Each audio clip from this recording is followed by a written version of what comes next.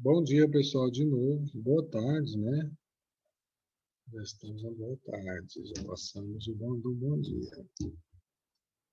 Sim, boa tarde.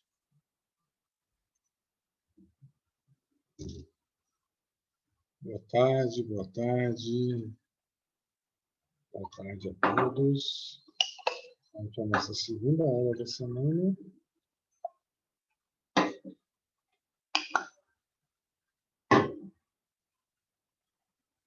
Aguardar um pouco para o pessoal entrar mais.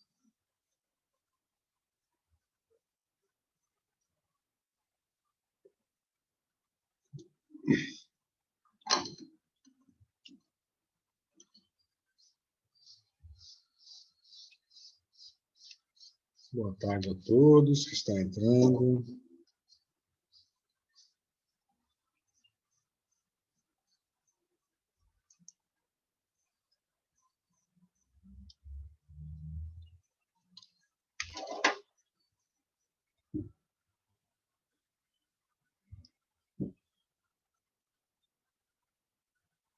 Olha, pessoal, só vou terminar aqui oralmente, né? Nós estamos falando aqui da Rio 2012 ou da Conferência Mundial do Desenvolvimento Sustentável, que ocorreu em 2012 na cidade do Rio de Janeiro. A terceira conferência do meio ambiente. O que você tem que entender dessa conferência? A primeira coisa que você tem que entender é que essa conferência aconteceu em 2012. Em 2012 a gente estava tendo um momento histórico completamente diferente de 92. 92 o mundo estava em euforia pelo fim do bloco socialista, pela modernização da produção, pelo aumento do lucro dos capitalistas. Então, em 92, a gente estava numa grande euforia, né? E então, o que vai acontecer?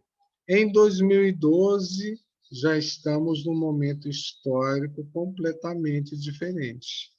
2012, a gente está numa plena crise econômica mundial, que se iniciou ali em 2008, com a bolha imobiliária americana, e até hoje ainda não acabou no mundo. Então, a gente tem essa situação de 2012 para hoje. Essa diferença de 2012 para 92. Por isso que a Rio +20, ela parece que gerou muita expectativa em torno dela, mas ela foi mais fracassada. Não é que ela foi mais fracassada, ela foi menos intensa do que a Eco 92. 173 países participaram, mas a maioria deles não mandaram seu chefe maior, mandaram representantes. Muitos países da Europa não participaram. Angela Merkel, da Alemanha, não participou, alegando que o seu país estava em crise e as hospedagens no Rio de Janeiro para sua comitiva estavam muito caras. Então, ela não veio. Imagine, um chanceler da Alemanha alegar que não veio numa conferência no Rio de Janeiro porque a hospedagem, a estadia dos hotéis no Rio estavam caras. É um absurdo, né, gente? Motivo mais torpe. Mas é porque o mundo estava passando em crise. Essa conferência, o que ela tem de positivo é que ela reforçou a ideia de desenvolvimento sustentável.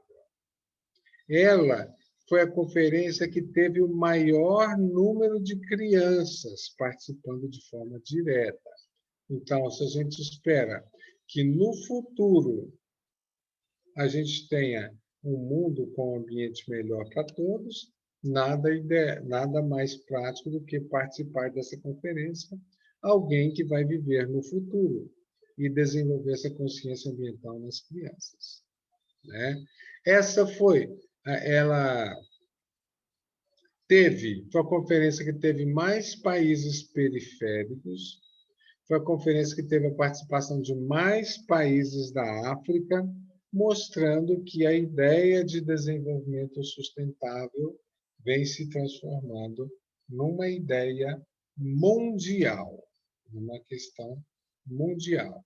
Então, por isso, a gente pode alavancar aí a Rio mais 20 nesse contexto. E o desenvolvimento sustentável vai ampliar as suas relações. O que ficou decidido nessa Rio mais 20?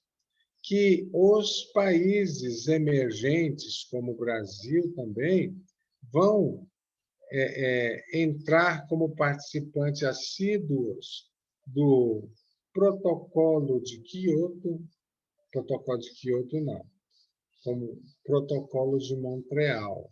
O protocolo de Montreal diz que só os países desenvolvidos têm que parar de emitir CFC. E em 2012 foi definido também que entra nessa lista os países emergentes, como China, Brasil, África do Sul, Argentina, México, Coreia. Então, a gente vai ter essa característica da Rio mais 20. Beleza? Então, de lá para cá, o que nós estamos popularizando é o desenvolvimento sustentável. É isso que nós estamos popularizando, o desenvolvimento sustentável. Bom, deixa aqui eu compartilhar a tela com vocês.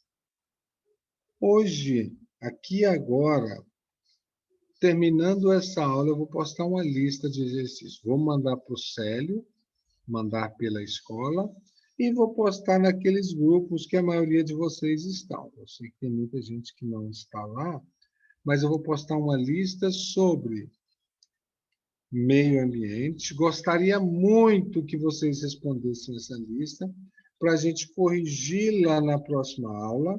E eu vou postar essa aula aqui também. O nosso tema de hoje é um tema também, tema batido no Enem, muito cobrado no Enem, que é agricultura. Esse tema aqui não tem prova de geografia sem esse tema, que é agricultura.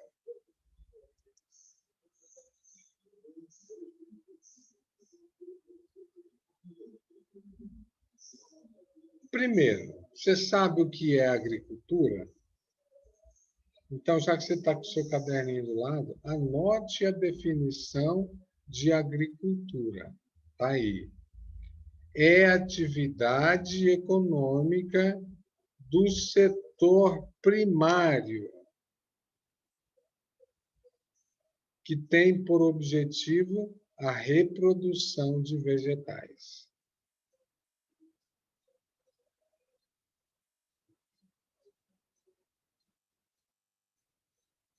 É atividade econômica do setor primário que tem por objetivo a reprodução dos vegetais.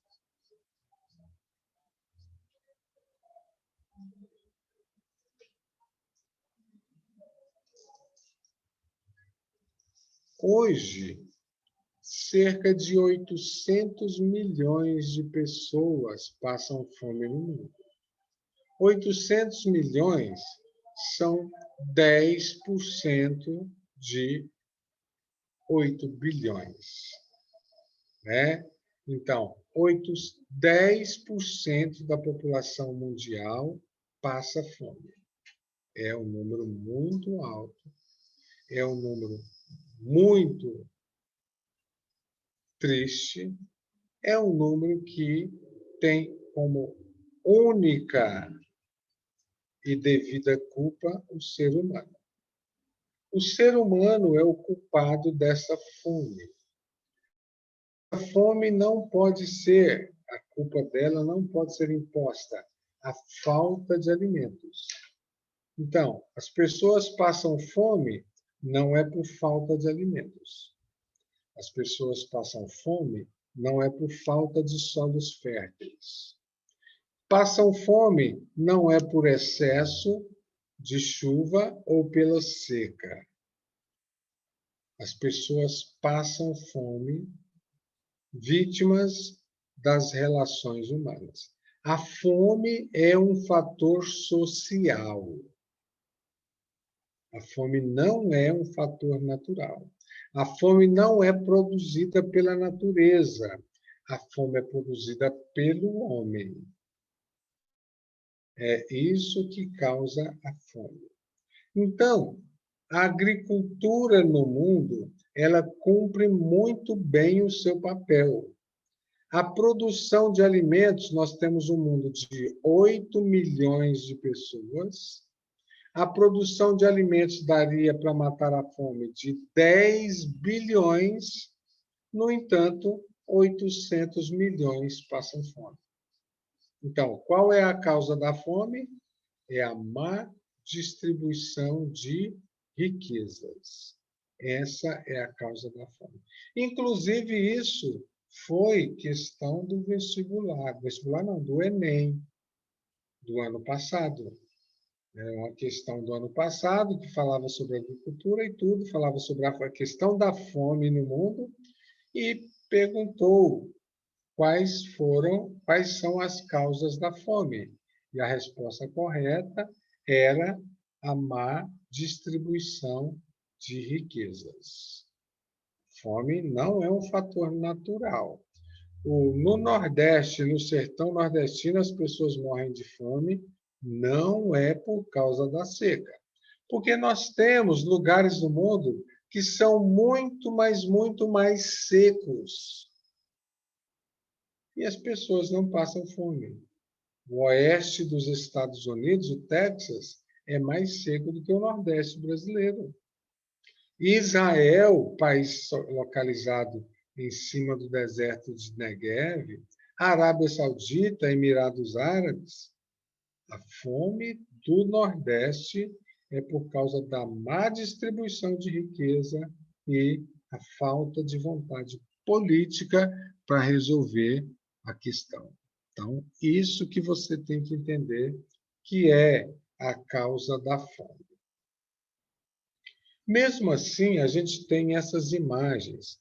E essas imagens criou no nosso subconsciente, criou um racismo institucionalizado.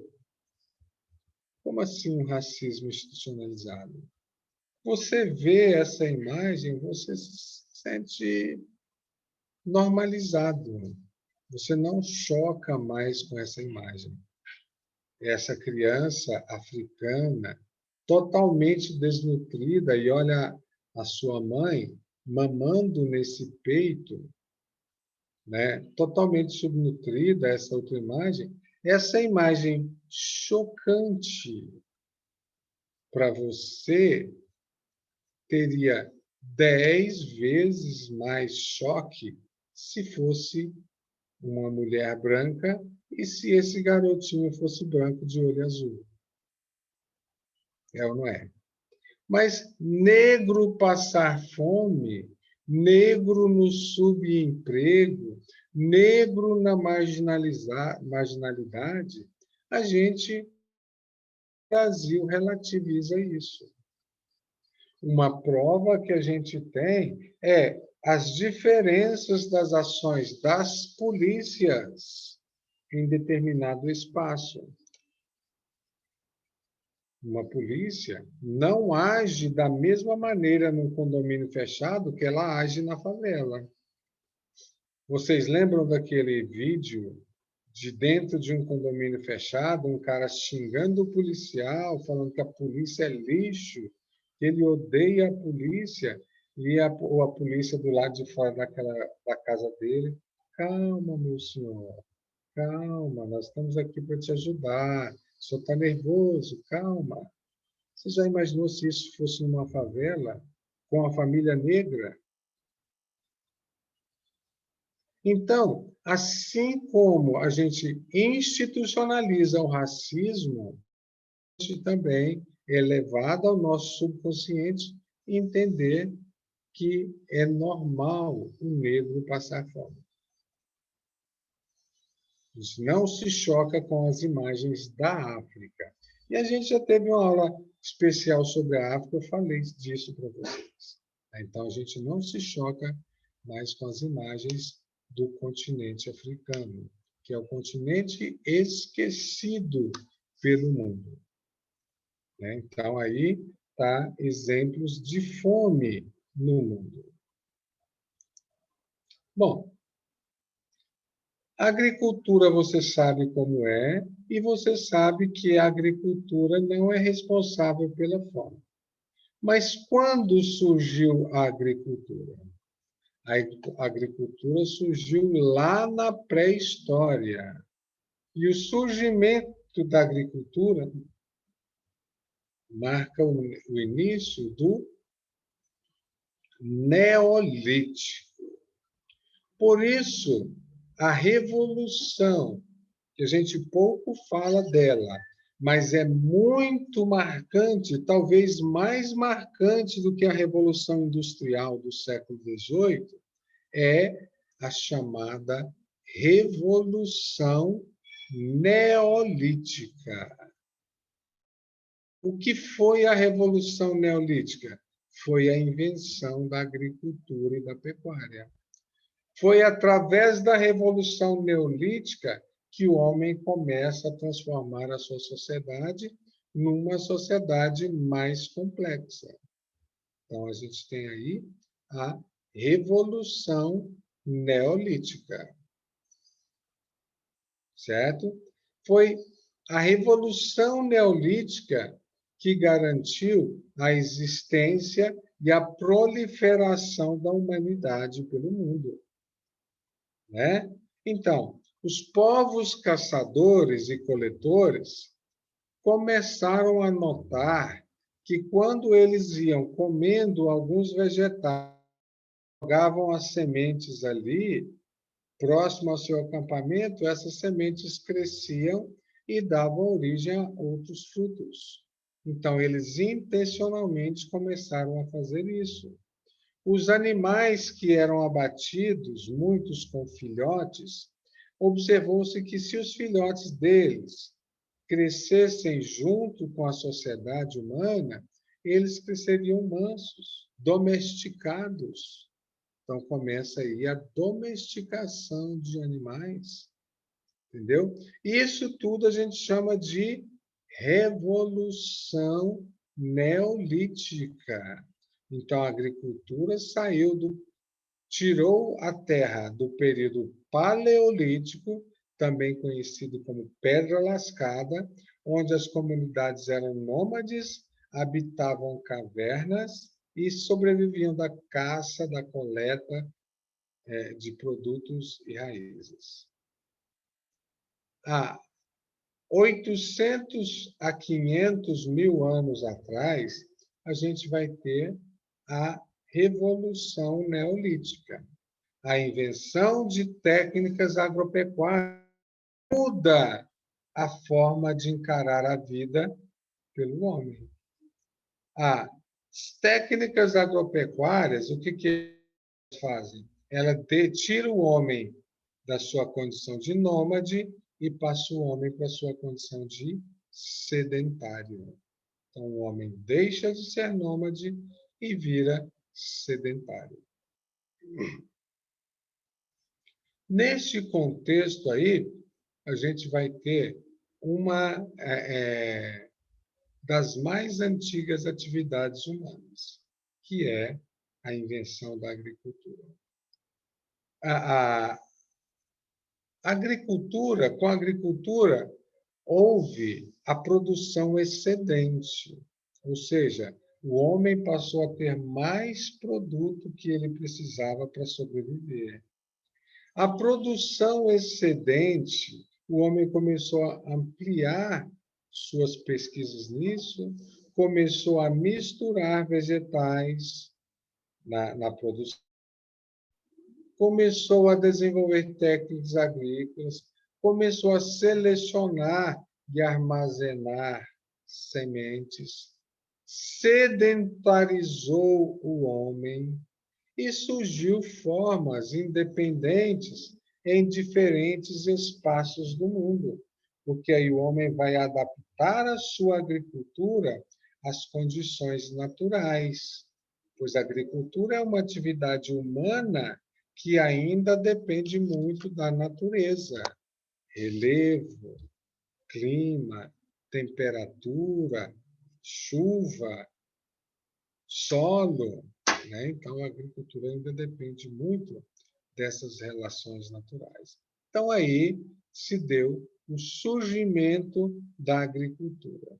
Então, durante o período neolítico, as áreas que a gente tem os mais antigos vestígios de agricultura corresponde ali no Vale do Egito e na Mesopotâmia, no Vale do Nilo, no Egito, né? E a Mesopotâmia. Às margens do rio Nilo, a gente encontra vestígios de agricultura, arqueólogos encontraram vestígios de agricultura com 5.000 anos.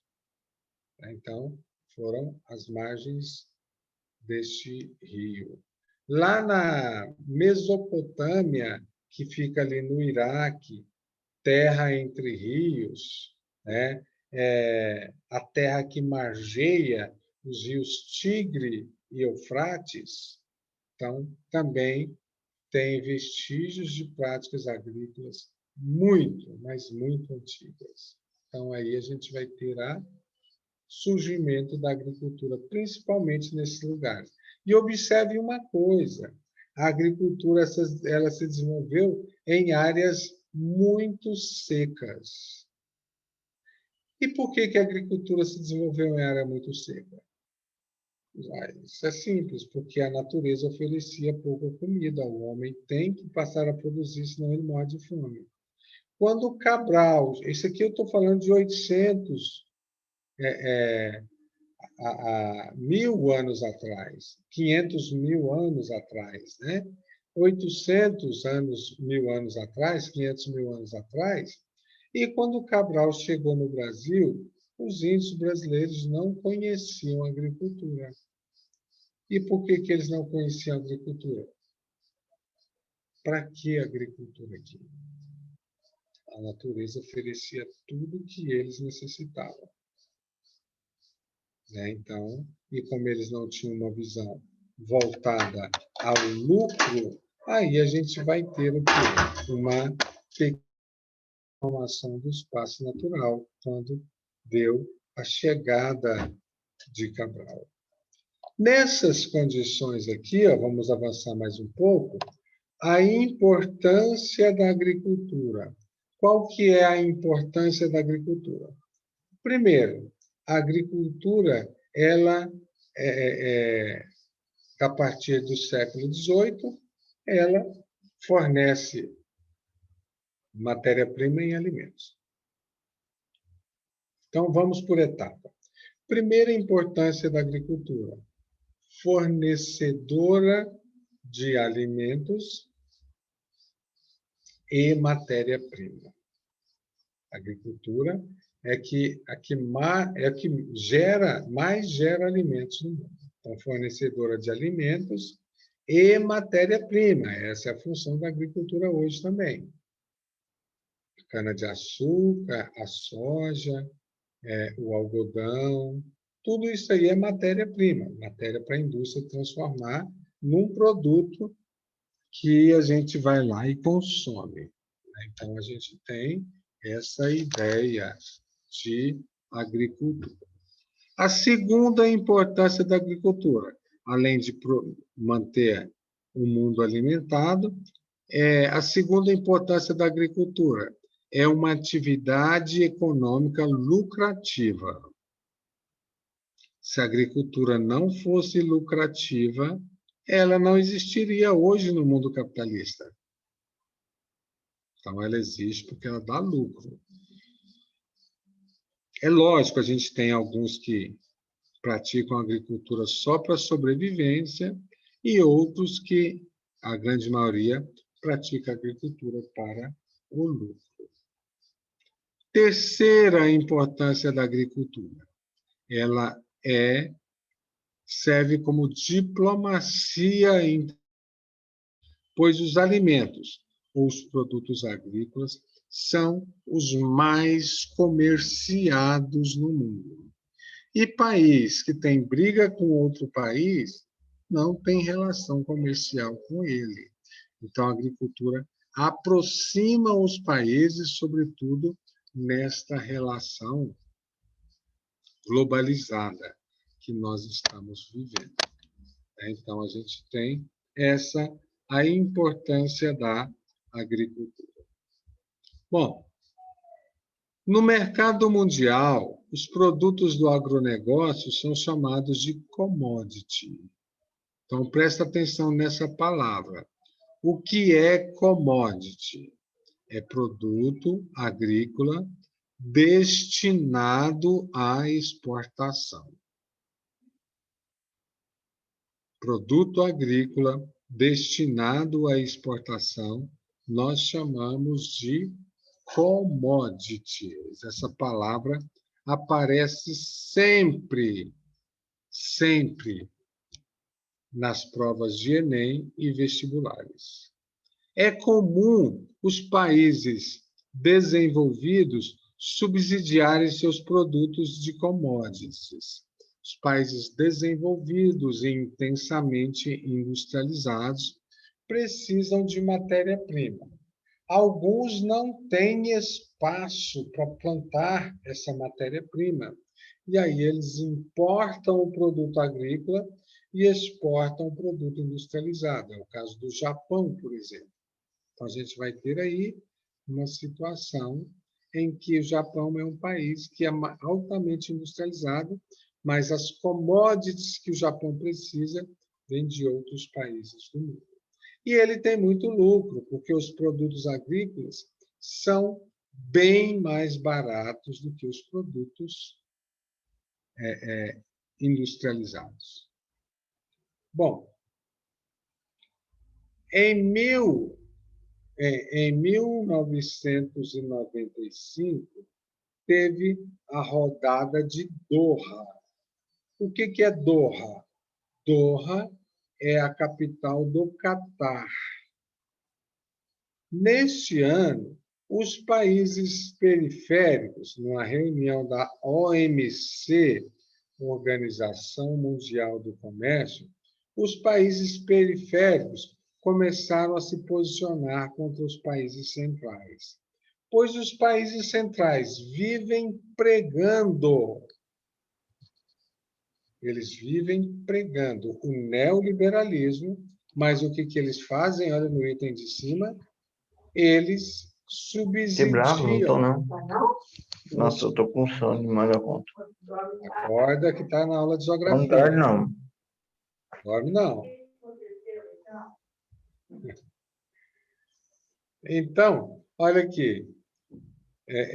A rodada de Doha foi isso.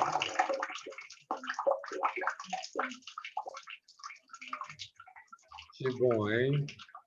Descarrega a bexiga aí. Vai lá. A Revolução Verde. O que foi a Revolução Verde? A Revolução Verde foi um dos outros grandes avanços da agricultura. A Revolução Verde fez parte da terceira Revolução Industrial. A Revolução Verde foi o avanço tecnológico dos meios de comunicação, dos meios de transporte, da robótica e da biotecnologia.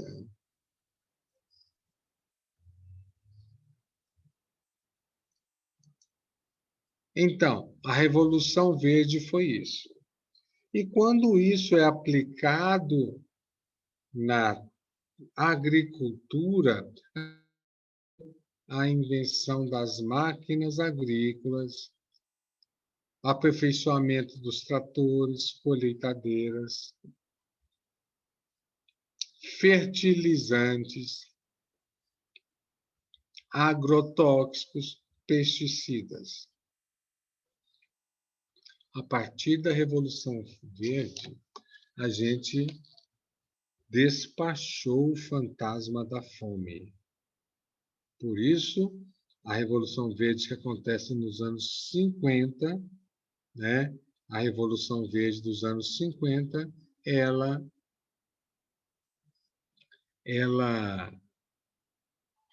foi uma grande revolução na agricultura e multiplicou a produção. Então, se você olhar aqui, a Revolução Verde refere-se à invenção e à disseminação de novas e práticas agrícolas que permitem o vasto aumento da produtividade agrícola em países subdesenvolvidos durante as décadas de 60 e 70.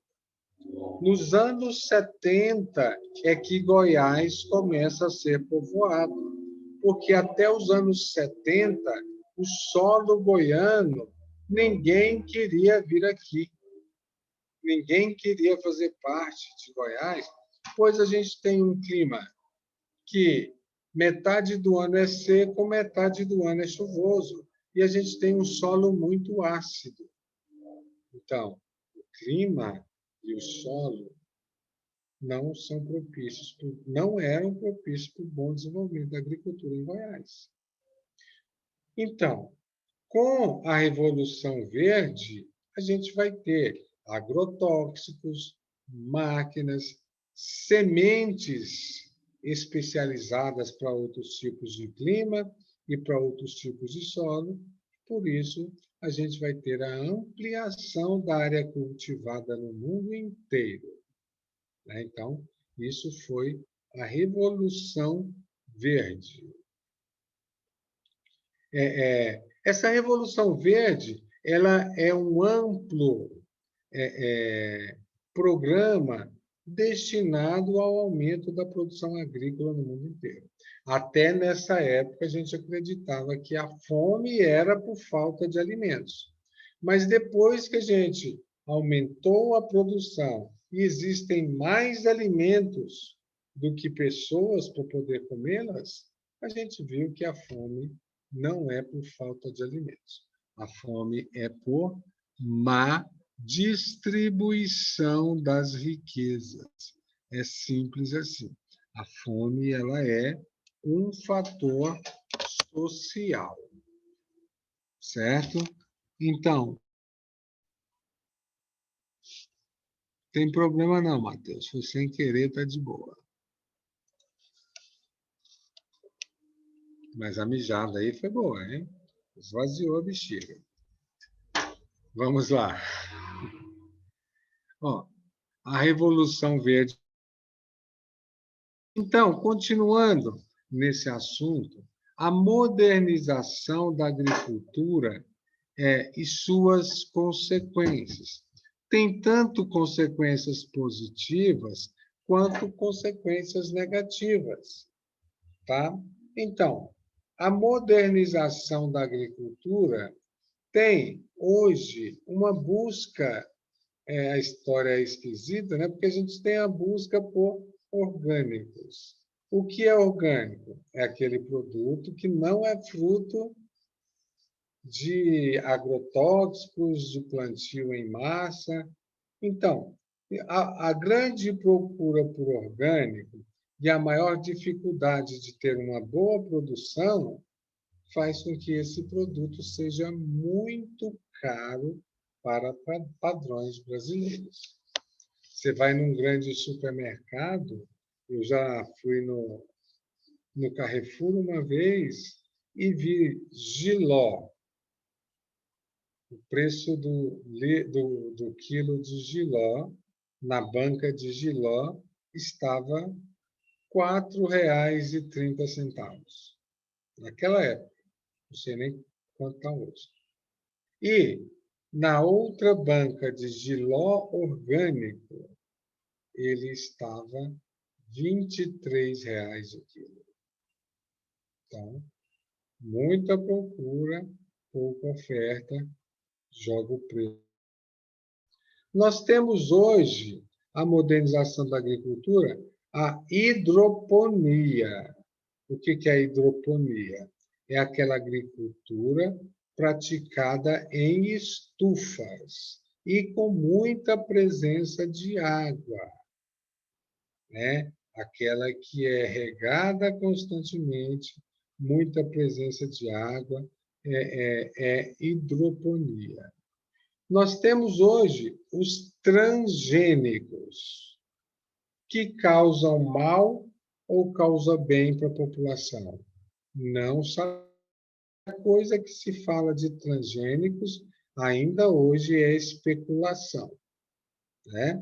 Os transgênicos podem provocar profunda alteração no meio ambiente e podem provocar profundas alterações e surgimento até de doenças desconhecidas no corpo humano, porque são produtos que o corpo não é acostumado a consumir. Mas os transgênicos estão aí, à seca, resistentes a inundações, resistentes a solo ruim, resistentes a agrotóxicos ou pragas, principalmente. Então, são frutos dessa tecnologia. E, dentro de, não é agricultura, mas é pecuária, a gente tem selecionamento de raças, né? Na pecuária, inclusive selecionamento até com a prática da clonagem, né? Muitas espécies são clonadas. Então, aí a gente tem a clonagem como agricultura, como parte na agricultura é o transgênico, na pecuária é a clonagem. Vamos lá, ver se tem alguma pergunta. Aparecendo aqui o chat para mim.